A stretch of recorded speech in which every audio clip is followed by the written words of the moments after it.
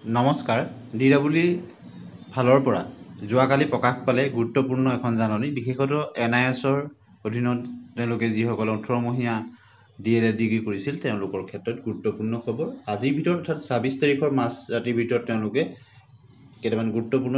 document তেওঁলোকে submit কৰিব লাগিব লিংক এক্টিভেট হৈছে গতিকে আপোনালোকলৈ ৰিকুৱেষ্ট যাতে ভিডিঅ'টো যিমান পাৰে শ্বেয়াৰ কৰি দিব government of Assam office of the director of elementary education Kahilipara গুৱাহাটীৰ ফালৰ পৰা 25/9/2025 তাৰিখত এখন জাননী প্ৰকাশ পাইছে ইয়াত লিখিছে in pursuance of the order of the honourable Guwahati high court passed in the WPC 3749/2025 Rupam Roy and others versus State of Assam regarding the validity of 18-month diploma in elementary education Assam DLED from National Institute of Open Schooling NIS and in the continuation to this office advertised number A Bhait number to this dated 26/12/2023 and advertised number Bhait number to this dated 26/12/2023 this is for information to all the candidates who have submitted their documents of DLED from NIS that need to submit UDAS code as well as the name of the working school as on 10/8/2017 অৰ্থাৎ 10/2017 যিসকল স্কুলত NISৰ অধীনত DLED কৰা প্ৰাৰ্থীসকল তেওঁলোকে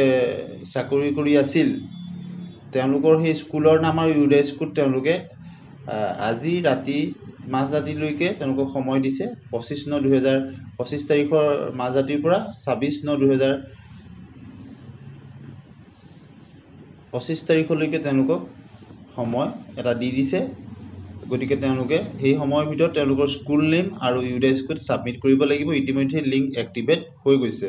গতিকে NISৰ অধীনত DLED কৰা প্ৰাৰ্থীসকলৰ কাৰণে জৰুৰী খবৰ আপোনালোকে দেখিছে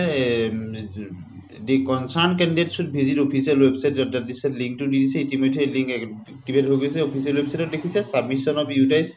name and the name of the school as on 10/8/2017 by the 18-month NIS candidate 18 মহীয়া NISৰ অধীনত DLED কৰা প্ৰাৰ্থীসকলে তেওঁলোকে 10/2017 যিখন বিদ্যালয়ত তেওঁলোক কৰ্মৰত হৈ আছিল সেই বিদ্যালয়খনৰ নাম আৰু UDAS কোড তেওঁলোকে অনলাইন সাবমিট কৰিব লাগিব এই লিংকটোত ক্লিক কৰি দিয়াৰ মাত্ৰ অন্য এখন ওপেন উইন্ডো এনেদৰে খোল খাই যাব UDAS code and school name submission form of lower primary and upper primary school click here তাত ক্লিক কৰি দিয়াৰ পিছতে আপোনালোকে তাত আপোনালোকৰ স্কুলৰ নাম আৰু